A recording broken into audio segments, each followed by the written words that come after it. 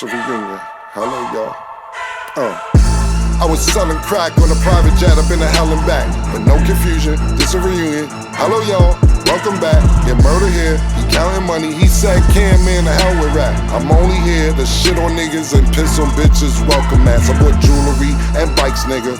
Black Benzes and white figures. Now I'm out here and I'm looking for more chandeliers and light fixtures. Nah. I don't like niggas, what's wrong with me? I'm a hype nigga, but this 44 turn to Michael Jordan. I look and say, take flight. Welcome back to It Is What It Is. This episode is sponsored by Underdog. The app is an easy way to make some cash just by making picks on your favorite players. Underdog is available in more than 30 states, including California, Texas, and New York, just to name a few. Make sure to support the show by hitting the link in the bio and downloading the Underdog app. Use code MACE, CAM, or STAT to get up to $1,000 in bonus credits with your first deposit and a free pick. I'm Treasure Wilson, aka Stat Baby, along with your host Mase. Cam will be back, and today we are joined with our analyst Trysta. Trysta, how you feeling? How you doing? Trysta, what's going on? Oh man, I'm loving life. I have a little kombucha here. We're turned up. I'm on the East Coast, so we're bright and early. Real early over there, but hey.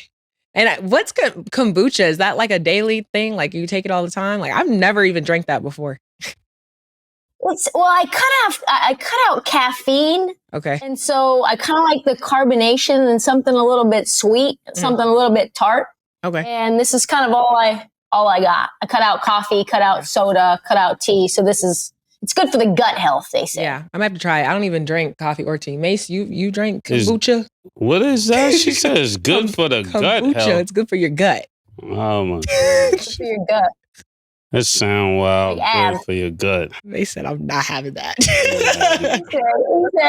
he said that's not the kind of guts we talk about. He said not on this show. We do a little bit in different ways. But yeah. Okay, so I said it before, and this really just confirms it. I said athletes are having their way, especially this year. So the Raiders have made Maxx Crosby the NFL's highest paid non-quarterback, passing Justin Jefferson. He got a 3-year, $106.5 million extension that includes $91.5 million guaranteed. Trysta, do you think this deal is valid, or do you just think it's entirely too much money for the kid? Well, I wonder what the Las Vegas Raiders are really doing. And like part of me feels like, okay, Tom Brady's in the mix. Maybe he can figure out a way to come in and transform this team. But like if you look at the roster, they don't have anybody. They don't have a quarterback. They don't have any wide receivers. They don't have any running backs. They don't have a great offensive line. They had one of the worst offensive lines in the NFL. So like to give one guy at one position $35.5 million when you're in the beginning of the rebuild, like you've burnt all of the soil down and you're just starting to plant the seeds all over again. It feels wild to me. And it also is slightly strange because I don't know if you guys remember this, but it was last offseason where Maxx Crosby said, if you guys don't hire Antonio Pierce as the full-time head coach, I want to trade. Right. So the Las Vegas Raiders are bending over backwards for Maxx Crosby. I'm not sure if that's a pause, but I don't really know why, considering that they have so many other parts of the roster to fill. They've got so many holes to fill. Right. Okay, Mase, what do you think? He's going to be the highest paid non-quarterback. Is that too much money, or you think Maxx Crosby deserves it? I believe if you got to get all the money you could get. If in today's society, there's no telling how long you could be playing that game. So you definitely got to make sure that while you can get it, you get all that you can. Yeah. Okay. I want to add, I feel like there's no doubt that I feel like Maxx Crosby is the Raiders' best player. And I mean, you can't really build around an edge rusher, but I think they just said, look, he's our best player. We want to keep him happy. We're going to make sure the man gets paid. But with that being said, to Trysta's point, yes, the Raiders don't have a quarterback right now. They even just recently released their quarterback, Gardner Minshew. So with that being said, there's some things circulating, Trysta. Do you think that the Raiders could be potentially trying to get Aaron Rodgers, or you think that's a no-go?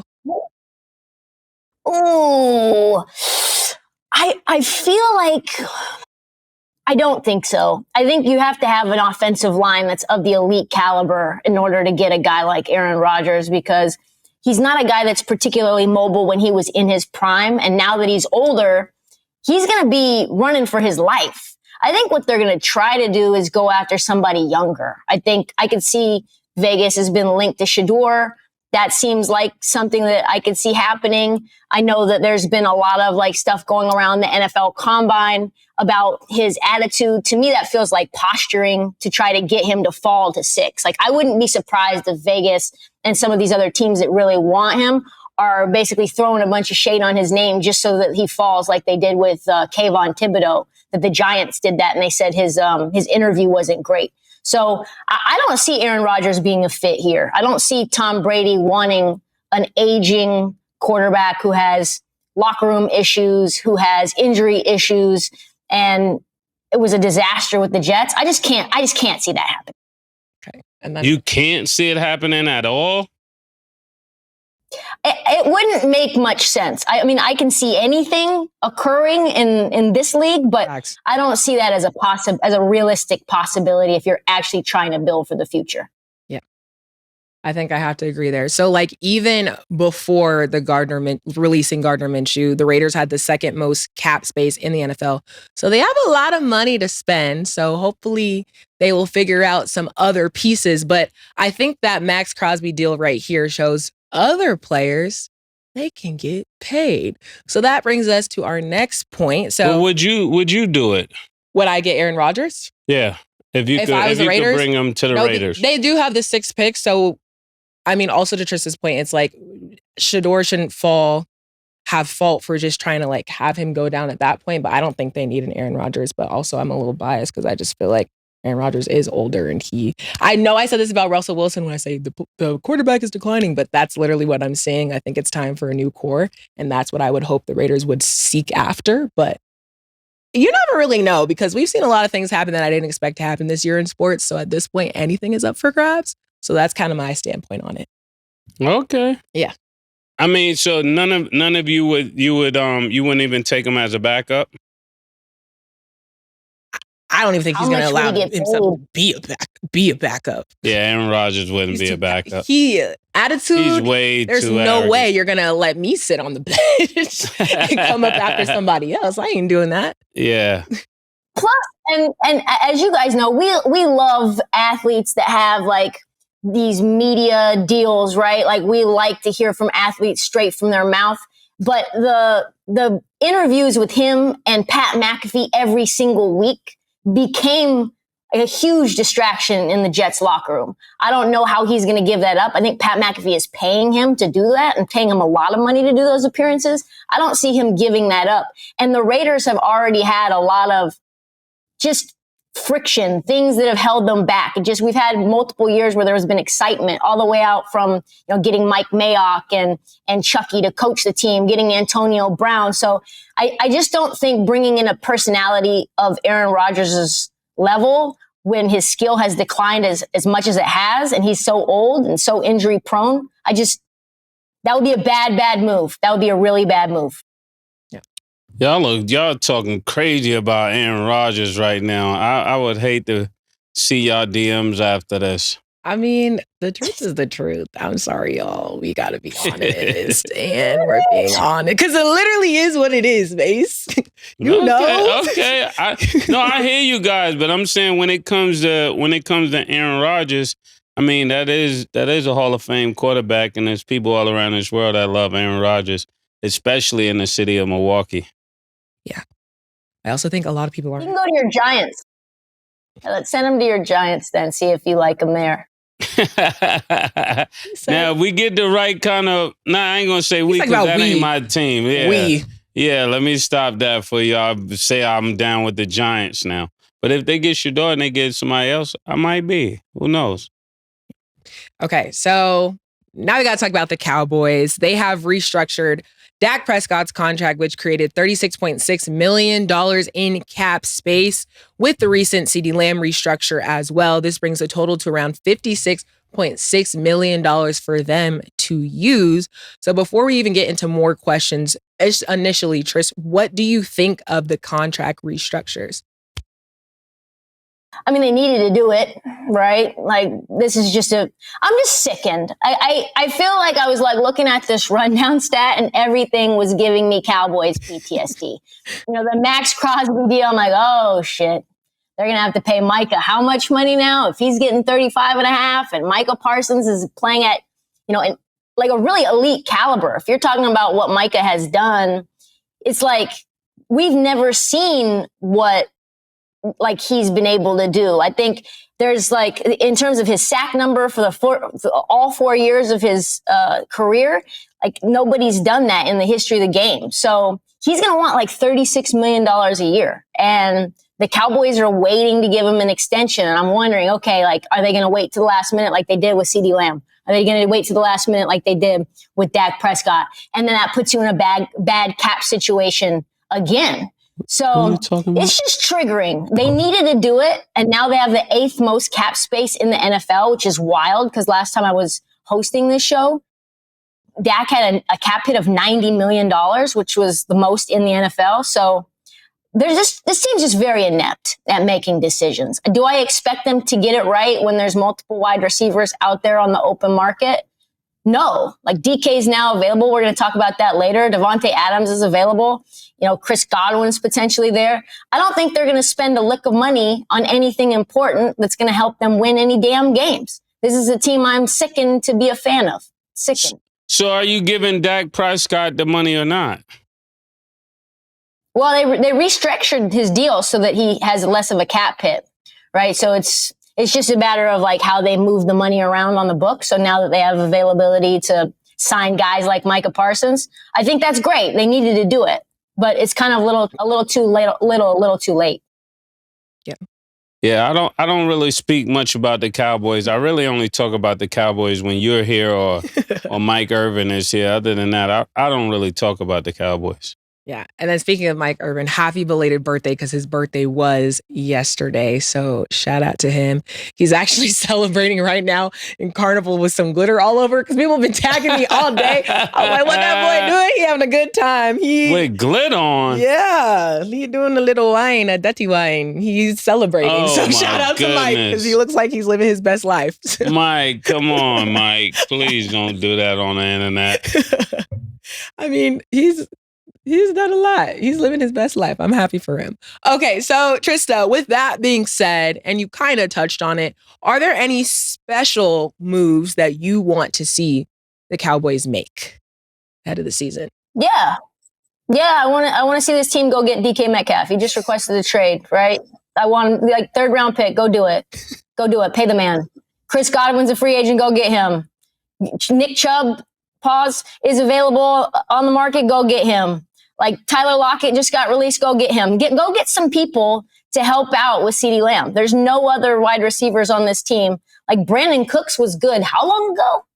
It's been like a decade since Brandon Cooks was any good. They need edge rushers. Go and get Josh Sweat, who's maybe available from the Eagles. Figure it out. Yeah, there's guys. I have a whole list of guys I want us to go get. And those are just a few.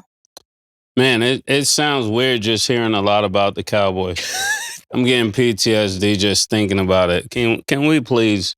You go ahead and speak more. I'm gonna take my earpiece out. It sounds so like familiar because when the Chiefs were winning, we just talked about them all the time and like Titletown being on the move and like Kansas City and then the Super Bowl came around and all of a sudden it's like, oh, we don't talk about the Chiefs. They said in the comments They said Titletown was an RV, like mobile home now. Oh, listen. It beats the Cowboys. I'd rather lose in the championship. How the lady said? They'd rather cry in a Rolls Royce. Yeah, than cry in a Corolla. Okay. What are we saying here? The streets are talking. That's all I have for you. The streets are talking, and that's that. Tree said the streets are talking. Okay, so little tree. She's snapping because she's right. The streets are talking. Then the streets have spoken. My head is hurting talking about the Cowboys. There's nothing good about the Cowboys right now. I mean, they got more money to spend. Other than the uniform. This is a good little Good little move. Okay, so you brought up DK, and so he officially requested a trade from Seattle after 6 seasons with the team. This was after they announced the release of Tyler Lockett after 10 seasons. So I know you said that you would like to see him on the Cowboys, but one, can you further elaborate on why you want to see him on the Cowboys, or is there another team that you think would be a good fit for him? And then 2, are you surprised that he wants to look at other options? Wait, why are we talking so much about the Cowboys? No. DK. Oh my DK. goodness. Go ahead. But in her favor, like, she thinks that'd be a good option. Go ahead. Oh, I'm going to put my head down. Pause. This is hurting my head talking about the Cowboys. We can talk generally speaking, because your team, Mase, could use a wide receiver, couldn't they, in the Kansas City Chiefs? I don't know if you're still rocking with them or what's going on there, but like, if that's still your team, that's a good look for them. See, the RV done broke down. That's what happened. The RV took a hard stop and said, look, we pulling over on the side of the road till I figure it out, and I need you to figure it out. That's what happened. The RV is like, the Chiefs are kind of like when I had my 2001 Honda Civic, and it had no air conditioning and no locks, but I put 2 12-inch subwoofers in there and an amp. And that's Patrick Mahomes in there with all his weapons, just nothing. So in terms of DK and his trades in general, like trade requests in general, it doesn't surprise me that he wants out. He wants his money. It's on his 3rd contract, and he wants to get paid what Justin Jefferson is getting paid. He wants to get what AJ Brown is getting paid. And Seattle doesn't want to pay him that, right? Seattle wants to do the gritty things. They want to run the ball down your throat.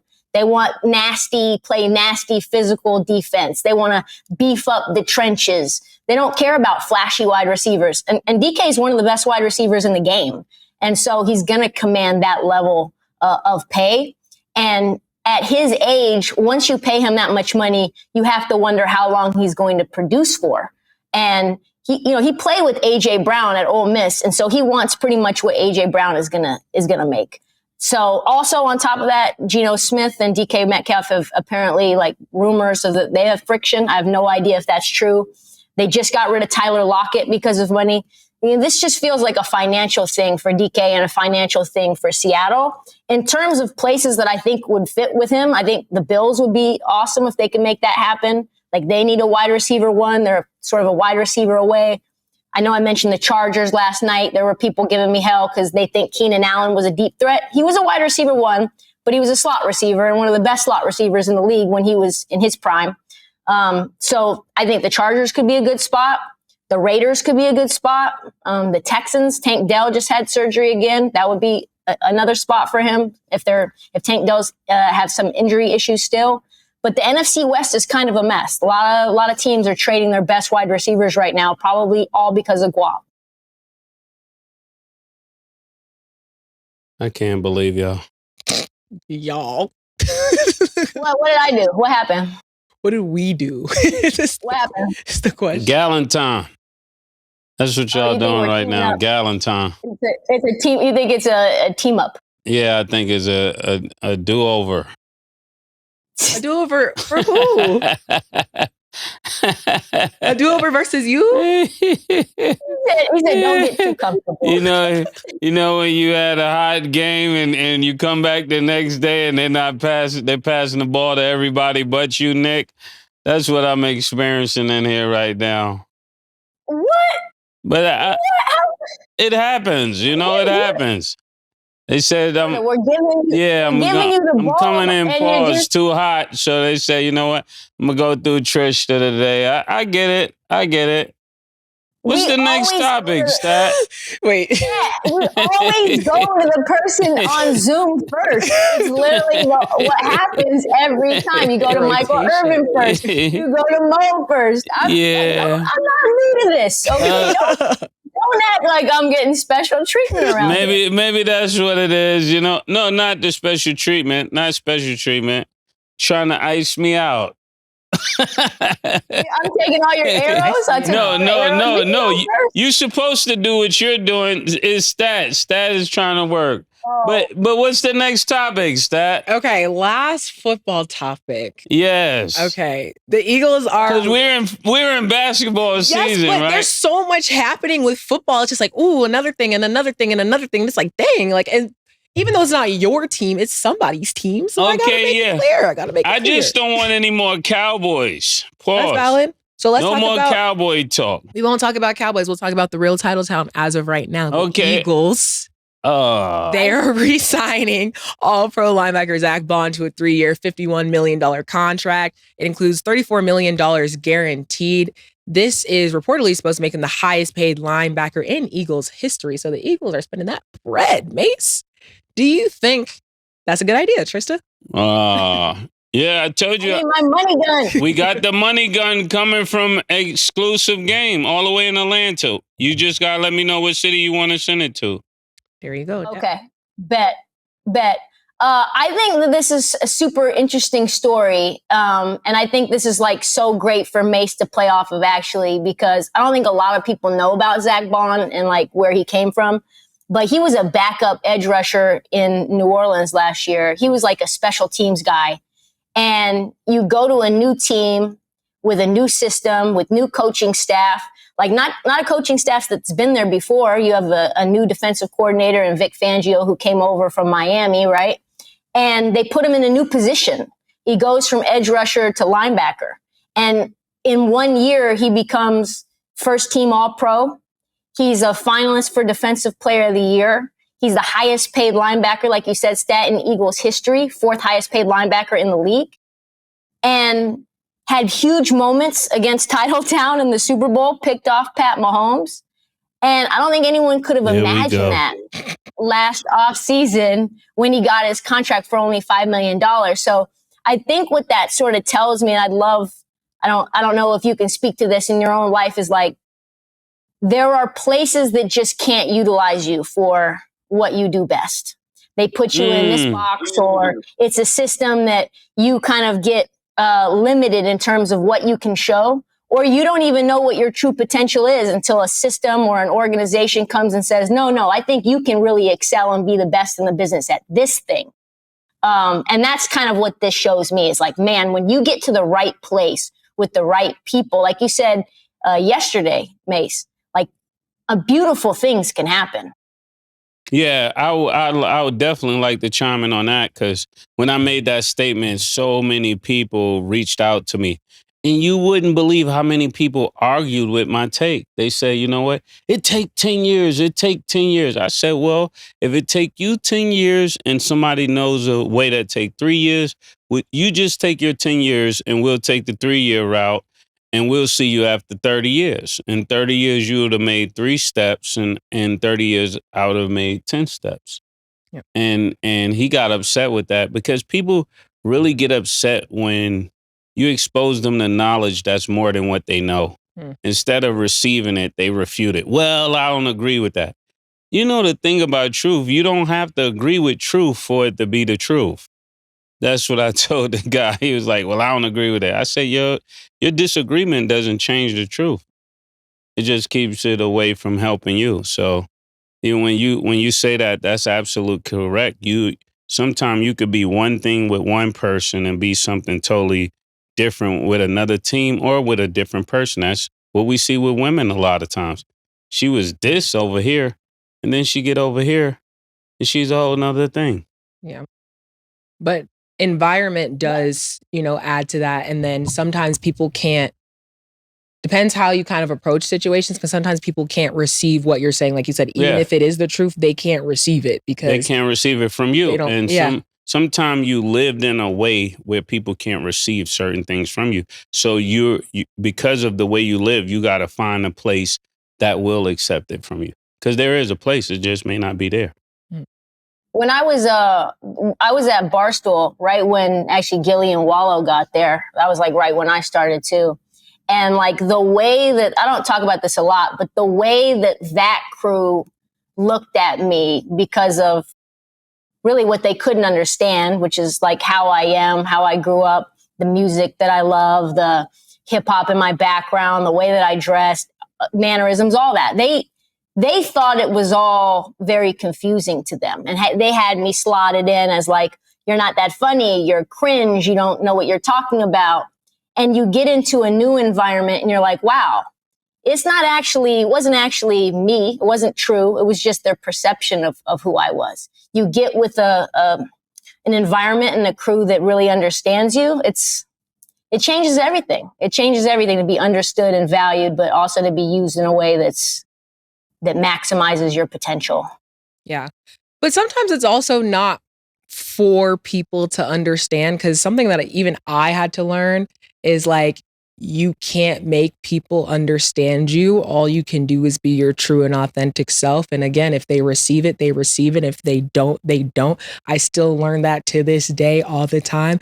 And you just have to really just put forth your best effort and your best self to show people that. And as long as you're standing true to who you are, it doesn't matter what anybody else has to say or where it has to perceive it, because you will be welcomed into environments who receive you as you are and how you are displayed. Because it's like, even to your point, and like even to my point, in situations that I've been through, like people might think you're putting on a front. People might think you're holding back certain things. It's like, I'm not doing anything for you. This isn't a performance. This is my life. I act like this because I act like this. I walk like this because I walk like this. And I talk like this because I talk like this. And I can't change that for you or for anybody that I'm around. And if you understand it, you do. And that's just sometimes how the cookie crumbles. Hey, Trysta, are you used to work with Wally and Gilly? Gilly and Wallow? Yeah, I worked at the company at the same time. They were in Philly and I was in New York. So we only crossed paths like 3 or 4 times. So you're referring to Gilly and Wallow, or you're referring to Barstool? I want to make sure the listeners are clear on that. Only Barstool. Okay. Gilly and Wallow. I was about to say, you can't be throwing those shots at Gilly and Wallow up here. We can't stand with you on that. Yeah. Gilly and Wallow were nothing but love. I think they were probably one of the only people at the company that understood me. Dave understood me. Erica understood me. Gilly and Wallow, the guys, some of the, bussing with the boys. But largely you had a lot of bloggers and guys who didn't come from an environment anywhere close to where I grew up. And it was very foreign to them. And so they used that as fuel to, I wouldn't say bully, but they used that as fuel against me whenever they could. But it was definitely not, Gilly and Wallow were nothing but love. So you was Eminem and they was trying to treat you like Vanilla Ice. Yeah. Well, actually, Malibu's Most Wanted was Most Wanted. I get that. Yeah. But yeah, no, I totally understand where you're coming from, Trysta, because again, like people just have expectations for you. And sometimes it's like, if you don't fit in that box, they will never understand. And like I said, you just can't keep trying to prove or make people understand. So as long as you are you, that is all that matters, because it's all love for you all the time. And people love who you are. Obviously, makes people love who you are. And we're just who we are. And that's really the best that you can be at being yourself. And that's that. That's actually a good conversation though, Trysta and Stat. Do you think you should always be yourself? Yeah, but I think you should always be yourself, but I don't think you always have to show yourself. I don't think that some people... How do you be yourself without showing yourself? Sometimes in certain spaces, I'm like, I know we are two different people. I'm going to be more reserved, because I know if I open up myself to you, like, you're not going to receive who I am, because I'm going to be who I am regardless. Like I said, I walk, talk, act the way I do because that's what I know. If I already know right off the bat, you're judging or you're thinking or your expectation is something that is not, and you're not ready to receive who I am, I'm you. You got it. I'm going to be me somewhere else. And I'm good. But I agree with that, because, I'm really an intellectual. I try to be urban, but I'm really an intellectual. Just so what's your thoughts? Mase is like a wise sage, he's always got nuggets for us. He uses sports as the pulpit for him. And that's like obvious. I think you should try to be as authentically you at all times if you can. I think sometimes it doesn't feel safe to be you. And I think When it doesn't feel safe to be you, you start to alter how you show up. But as long, I think, as you know, I think there's certain corporate environments where, like I was talking about this a couple of weeks ago when we were talking about me and the braids, is that you get into a corporate environment and it doesn't just impact like your ability to make money, but it impacts everything in your life, right? And so you have to, in some way, depending on the situation, assimilate a little bit until you don't have to anymore, until you have enough money or financial flexibility to be yourself at all times and say, you know, I have that fuck you type of wealth or like just ability to do that. But I don't think that's the case for everyone. I think, though, we should try as much as we can. Yeah. Try as much as we can and do what? Be ourselves authentically in all the moments and hope that, you know, how we resonate with people, those people get drawn into us, right? I agree with that. Because if you're yourself, then you can find the tribe of people that want to accept who you are. Accept who you are. And if you don't, then you can never find your group. Yeah. But that's also why, to Trista's point, she's saying sometimes in certain environments, you kind of have to assimilate to what that environment is because you know that people aren't going to receive who you are. And that's honestly like a big thing. Code switching in certain environments, you kind of have to, before you can really bring out the who you are. So there's a lot of situations where that happens. Some people agree, some people may disagree. I've been in those situations a lot of times. It's like, yeah, if I say what I'm going to say, y'all are not going to take that well. So let me wait before I can fully say what I need to say. And even to Trista's point, again, like till you're at a certain level to be able to kind of just do what you want and have the attitude that you want in certain scenarios. So great conversation, y'all. Great discussion. Yeah, that's really interesting, Trish. I didn't know you was thinking like that. What got lost in it though is Mase in the DMs going back and forth with fans. I mean, one guy, I thought I knew him from somewhere else. So I thought I knew him from music or something like that. So I thought it was like a music request or something he was making me aware of that I thought I needed to know. But then when he started that conversation, it just threw me for a loop. I was like, why would you argue with information that's higher than the information you carry? It just doesn't make any sense. It's like you live in one way and somebody trying to show you a faster way to get where you're going. And then you just refute it. But that's his choice. That's what makes it his life. You know, you get to take the route that you want to take with all the information that's available. Okay. Is it LeBron or is it LeGoat? We'll discuss after the break. Oh my goodness. Sorry. Oh my goodness.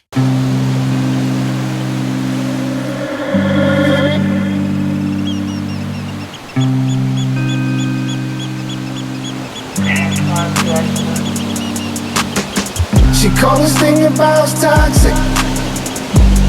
4 years and counting. Got you feeling like an option. Maybe I'm my own problem, babe. She tired of hearing I don't know. What's stubborn in me won't fall. Dealing with this thing called trust. But she really thinking about it. She wanna be free. Why am I here? This woman wanna be free. Hell, I don't wanna see her walk away. I wish somebody told me the rules. Disagreements let her win, then it's cool. Even when I'm right, this ain't about you. Welcome back. Okay, so it's time to have this LeBron discussion. LeBron or LeGoat? That was a legitimate question. He hit another milestone. He reached a total of 50,000 points in the regular season and playoffs. 50,000? 50,000 points. That's a lot of points. I must admit, as a Jordan fan, that is a lot of points. Hey, now he just added to the list. He's added to the list. Yeah, this is in the Lakers 136-115 win versus the Pelicans. Trysta, we already know LeBron is in a higher tier that kind of just keeps moving up. Is this enough to make him the overall GOAT? How are we feeling? One, about his achievement, and then two, your thoughts overall on LeBron and then the caliber that he's playing at the age he's at. Yeah, it's crazy that he's third in MVP voting right now at this age, at 21 years into the league. That's ridiculous. And now he has Luka, who's going to take a lot of pressure off of his shoulders. And I think that's going to invigorate him some and probably extend his career. But I don't think anybody who has seen this consistently from LeBron didn't think that this was going to happen. But I don't think anyone's ever going to come anywhere near this number again, right? Like Giannis just scored his 20,000 point the day after LeBron scored 50,000. And Giannis has been playing basketball for 12 years. So if he plays another 12 years at this pace, he'll play 24 years in the league and still have 10,000 less points than LeBron. So you see that number and you just go, wow, the longevity. I don't know if longevity at this height can be added to the GOAT discussion. I don't know. Like, it feels like we're inching closer and closer and closer. Like, I feel as somebody who grew up in the early 90s, I can't let anyone take Jordan off that pinnacle, off that peak for me. But maybe that's just me being stubborn as an 80s baby. No, I'm not going to let you do that. I'm not going to even let you lay the groundwork for that. No. LeBron is great at the longevities he's having. Let's just put apples where apples go, and let's put oranges where oranges go. It wouldn't matter if he gets 70,000 points, right? We're not weighing them against points. We're weighing them against the dominance. If I play much longer, I'm going to get much more points. We're not going by points. If we were going by points, then that means Kareem Abdul-Jabbar would have been the GOAT until LeBron passed him. That's not what we're equating this to. I think people keep missing the argument because they keep trying to slide in new information. New information doesn't change what it is that we're basing this upon. It could change the numbers, it could change the status of yourself, but it doesn't change. We're talking about the chips. We're talking about the dominance. We're talking about when it's asked for, you deliver. It doesn't matter if you get 60,000 points. If at the end of this, you go out the second round. You understanding what I'm saying? Because a girl got a better BBL doesn't make her like, come on now. Yeah, you're 50 years old and can still wear Daisy Dukes. That don't make you the finest girl ever lived. That just means you look good for your age. Looking good for your age doesn't make you the GOAT. And that's what people are doing. They're talking about you looking good for your age. And if you look good for your age, that means you've been looking good for a long time. That still don't make you the baddest ever. Is that correct as a woman? Does that make you the baddest ever? Ever subjective. Bad for that time. It make you bad for that time. Exactly. But it doesn't make you the baddest ever because you was able to keep a physique at 60 years old. Your legs still look good in high heels or whatever it is. And I'm not comparing LeBron. I'm trying to make this an understandable point for ladies. Because if you see a lady that looks good at 53, it doesn't mean she looks better than Vanessa Williams, right? So when you say that, and I want Trysta to finish her point. Do you understand that point? That y'all don't have to agree with me. Do you understand I understand. the point? I understand. So I understand your point, and I didn't want to go off on a tangent. And I'm going to make this point really, really quick because also to that point, I hate lies. I hate lies. I really do. I hate lies. You can say what you want, but to even like compare, like, okay,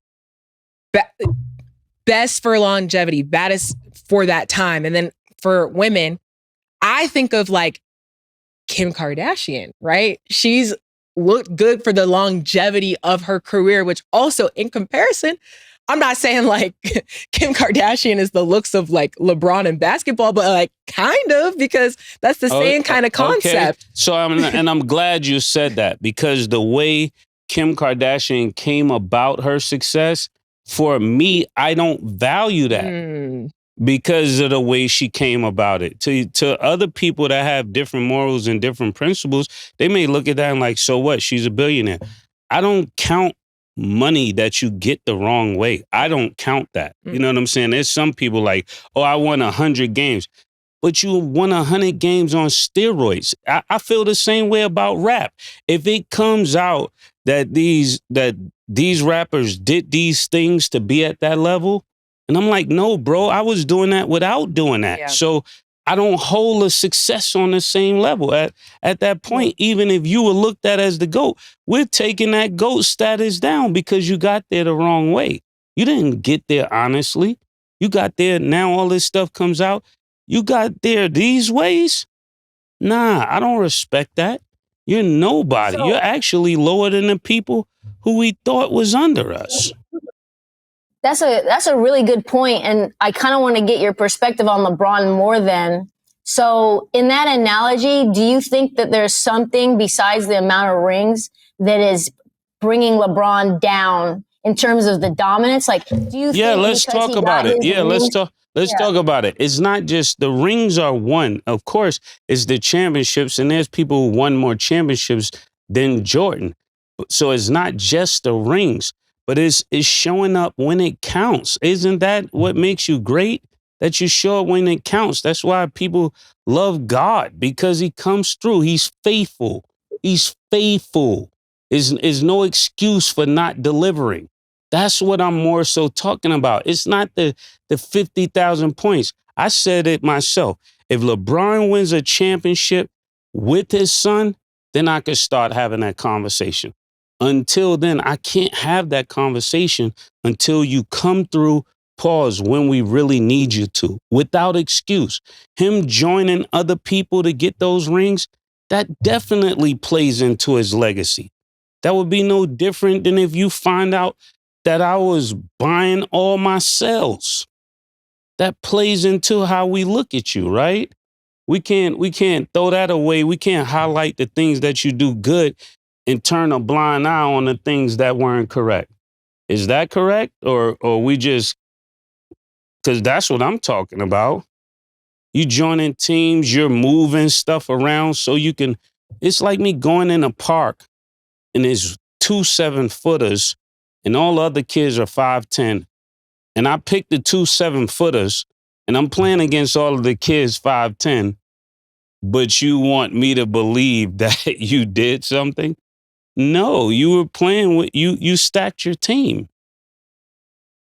You stacked your team. And then the question that I have though about the longevity, the female analogy, the women analogy, do you think if you're the baddest girl in your senior year in high school through like sophomore year in college, and then you fall off, like rim check Jordan Wizards, and you have a short but high peak, but then you have somebody who's like maybe slightly not as hot, but is hot like Halle Berry into her 50s. You don't weigh those things at all. It's just like whatever your peak is, even though you might have fallen off of a cliff in your early 20s. No, I do see that point, but Jordan didn't have that. That's why I'm trying to say that. That will be very much true. I'm a realist. I'm going to weigh both sides. Like if LeBron comes and he gets, let's say 5 championships and he didn't run to Miami to get it, he would definitely be in that. He would definitely be right there with Jordan, right there where you can even say, okay, some people could put him over him. And I wouldn't be mad at that. But the things that certain players have done to get their rings, that's different. That's different for my mindset. I'm not the end all say all to anything, but I'm just here to voice that opinion. Because when you do certain things like that, I can't deem it as the same. Are you a great basketball player? Yes. Do you have the most points? Yes. Have you been the best for the longest? Yes. But that don't make you the best. That's that. But Trysta, so I just need a little final. Because when we needed you to be the best, you walked off. When we needed you to be the best, you blamed other people. So we got to keep all of that on the same scale. The guy I'm talking about, when his dad died, he delivered. When he had the flu, he delivered. He never gave us an excuse for not delivering. That's why we still wear Jordans instead of LeBrons. That's why we wear them. That's fair. That's fair. Do you put Steph Curry then over LeBron? Because Steph didn't ever leave a team, even though he inherited. Yes, I'm really glad you put. Now you're getting my mindset. I actually hold Kobe over LeBron to me, because with everything people saying, Kobe got his 5 championships with the team he was with. When they went down, he went down with his team. When they came up, he came up with his team. He never felt like he had to go to play with Ray Allen to win. He put the team on his shoulders. When people said, well, you only got those because Shaq was with you. He got them without Shaq, without moving. Same location. Y'all come play with me. Can't say you're the king if you following other people to play. Not where I come from. You can't do that. And I know today we have better media and we have better access to the media. We didn't have internet and stuff like that. So you can paint narratives. But even when people act a certain way, when they get around real men, we know who's who. We know who's who. You can lie to other people. You can't lie to people like me. And that's probably why people don't like my takes. Because you can't lie to me. You can lie to other people that's infatuated with things you've done. But I can see through it. Great basketball player. Number 3 still to me. Number 3. That's high though. And then Steph or Magic or who? I can't really say right now because I'm really in this heated discussion. Is Jordan, is Kobe. People be disrespectful putting LeBron before Kobe. LeBron is not before Kobe. Kobe got 5. Kobe was as dominant. There's nobody that would say LeBron is way more dominant than Kobe. What are y'all talking about? Did Kobe not exist? What are we talking about? When Kobe was here, was he dominating Kobe? Where are we getting this from? I agree. I think that Kobe is probably one of the most disrespectful superstars or disrespected superstars that we have. Like the fact that he's not in GOAT discussions like all the time is insane to me. Like that's insane to me, especially as somebody who grew up hating the Lakers, watching every Laker game as a Portland Trailblazer fan. Like he was a killer. He was like as clutch as they came. And he had a mentality that, you know, is sort of like doesn't exist anymore. As much as guys want to say they have the Mamba mentality, not many people do. Well, I agree with that, Jake. Yeah, I want to add to that because I do. First of all, like Steph Curry is my GOAT, but I think Kobe is definitely up there. I think one of the things about it, especially with like, not to be the voice of Gen Z, but like people, I don't think we ever leave Kobe out of the conversation or out of the discussion because he definitely is stamped there, you know, like top tier. He's the GOAT. I really feel like he's even in his own lane, but I do think that people are, especially younger generations, are entertained by what's currently in their face. Yeah. It's the attention span thing. Of the moment. Yeah. Prisoners of the moment. Because is nothing you go back and look at and say, okay, oh, this is that much greater than this. So I wonder, where do they get this narrative from? Probably because they watch ESPN or they watch these major old networks that feed this information and come up with stats and come up with ideas that make people focus in on that one part and say, oh, yeah, he got 60,000 points. Okay. And Wilt Chamberlain had 100, but we don't bring him up. Right. And what's his name? And Bill Russell. Yeah. And all of these people had 10 rings or whatever they got, you know, but we don't call them the GOAT. You call you the GOAT because you're the greatest of all time, not the most points of all time, not the most blocks of all time, the greatest of all time. I mean, we put these two people on the stage. Let's define what the greatest of all time is. We put these two on the stage and this one outperforms the other one every single time. So I'm saying if you put Jordan and LeBron on the stage, Jordan will outperform him every time. If you put Jordan and Kobe on the same stage, and in prime, Kobe would outperform him every time. That's what we're going off. Because I even have a hard putting Magic under him, but I understand. He may, with this athleticism, outperform Magic every time. And I'm okay with that. As long as it's the truth, I'm okay with it. I don't like when people are biased because they like a person, or they're biased because they need an interview, or they're biased because they have financial gain to why they're saying what they're saying. Very, very. And everybody I hear talk about this conversation have an agenda in the conversation. So you never get the truth from people who have an agenda for why they're saying what they're saying. That's biased either against the person or biased for the person. You couldn't name one person that had this discussion. Probably. You probably could.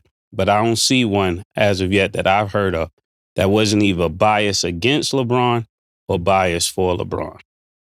Well, and that's a great point. I know we have other topics to get to, Stat, but I think that's a really great point in terms of how major media networks operate that people don't necessarily know. Yeah. Is that, like, your opinions are not in a vacuum. The things that you say on television, on whatever channel you're on, that ends up going up the food chain, and the leagues that you spend money to broadcast their games on your channel, they come in and they're like, hey, we don't like what this person is saying. Mm-hmm. And so that there's, like you said, there's interviews that you can get iced out of.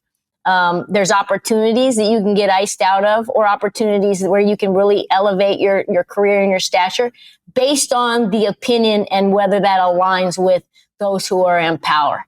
And that's a big problem. And I think that's what makes this show and shows, in the internet space so unique, because you guys are not beholden, and I am not beholden to any opinion, because nobody is controlling my opinion through their purse strings or through their rights deals or the networks that sort of have this like big weight behind them. Yeah, that's one of the reasons why I wanted to do this, walk in this media space, is because when I assessed it, I just saw a lot of people that were giving takes, but they were giving takes that were bought takes. They were bought narratives. They were just there as the mouthpiece, but they were speaking for somebody that wasn't present. And so it for example, even the way people interview you, they can make you look good or bad by the way they ask the question. Somebody can say, well, put me on the cover and say, is Mase serious? Right? So is Mase serious now puts the shade or the cloud over him to say he's not serious. Right. It's by the way you pose the question. Or you could go in there and say, Mase is doing a phenomenal job. This is how hip hop should evolve. Right? So it's the way you write a thing that determines how people will take it or begin to perceive it. And that's part of marketing, right? So it's the same thing that's happening on these platforms. And that's why, is kind of sad, because this generation is growing up in a time where people are forcing, and not that it wasn't in our day, but maybe I just could see it more now as I got older. Let me say it like that. As I got older, I could see how the media is just pushing what they need you to believe. So things don't be the way they should be.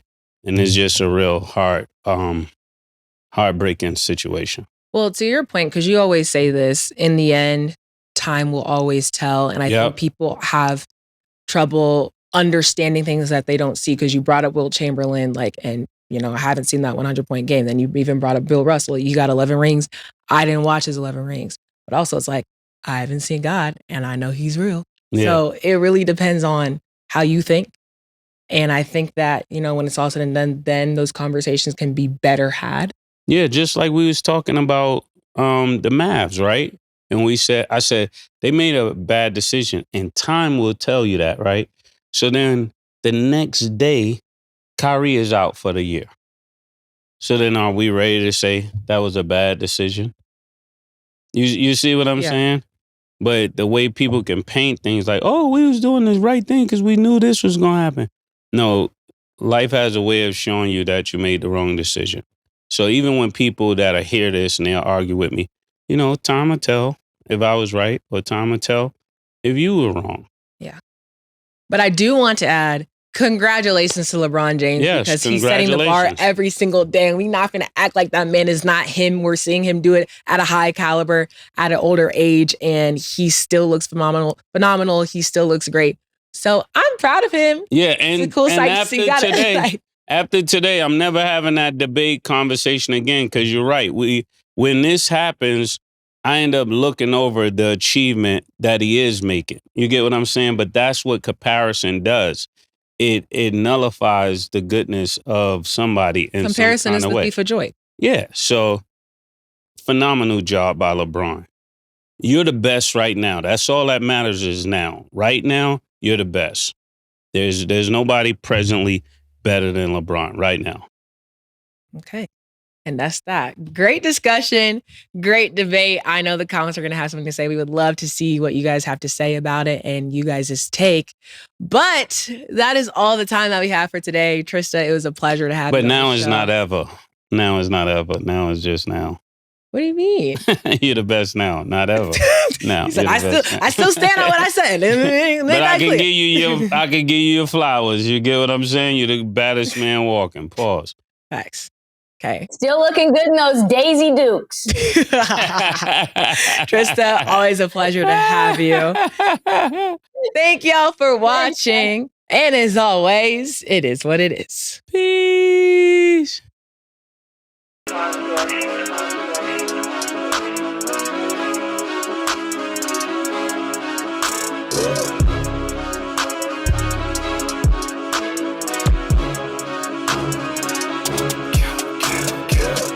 What you want, nigga? Everything, nigga, super size.